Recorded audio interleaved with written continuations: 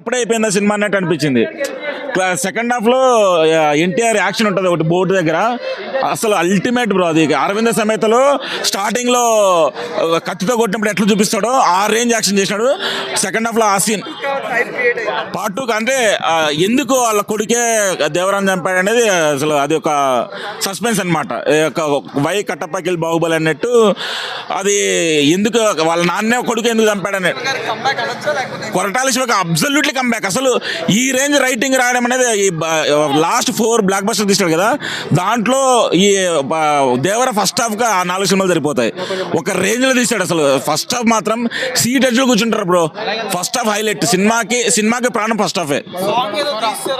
సొరచాపది అసలు అది చూస్తే ఎన్టీఆర్ సొరచాప కంటే ఎన్టీఆర్ ఒక సొరచాపలాగా కనిపిస్తున్నాడు. అసలు మైండ్ బ్లోయింగ్. అసలు డిఫరెంట్ ఏంటంటే ఎన్టీఆర్ చాలా మెచ్యూర్డ్ యాక్టింగ్ చేశాడు. 6 ఏళ్ల తర్వాత అరవింద సమేత తర్వాత ఆ RRR చూసాడు. RRR మనకు అంత సరిపోలేదు, కానీ అరవింద సమేత తర్వాత ఎన్టీఆర్ ఒక ఫ్యాన్స్ కి ఎలాంటి సినిమా తీయాలనేది 100% ఇచ్చాడు. ఫస్ట్ హాఫ్ మీరు ఇంటర్వెల్ వరకు చూస్తే అసలు ఎన్టీఆర్ ని అసలు చూస్తేనే అప్పుడే ఇంటర్వెల్ వచ్చిందనే ఫీలింగ్ వస్తుంది. దేవర క్యారెక్టర్ మాత్రం అల్టిమేట్ డిజైన్ చేశాడు. బ్రహ్మాండం చూడొచ్చు అన్న. ఫ్యామిలీకి ఫస్ట్ హాఫ్ ఫ్యాన్స్ కోసం తీశాడు, సెకండ్ హాఫ్ ఫ్యామిలీ కోసం, సెకండ్ హాఫ్ జనరల్ ఆడియన్స్ కోసం. Koratala Shiva type off screen play second half లో తీశాడు. ఫస్ట్ హాఫ్ ఫ్యాన్స్ కదా ఎవరికైనా ఎన్టీఆర్ ఆ రేంజ్ లో చూస్తే అసలు కన్నుల పండగగా ఉంటుంది. ఫస్ట్ హాఫ్ మాత్రం ఓవరాల్ 5కి 4 అన్న.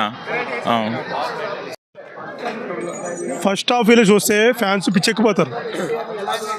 సెకండ్ హాఫ్ అయితే ఫ్యామిలీ ఆడియన్స్, ఓవరాల్గా ఫ్యాన్స్ టప్.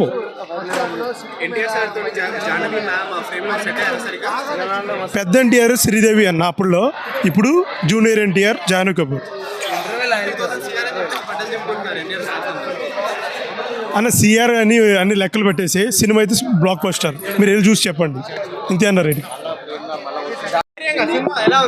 సినిమా పర్లే బ్రో.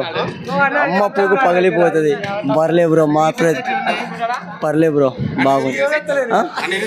కుత్త చినిగిపోయింది బ్రో. మ్యూజిక్స్ అయితే బాగుంది.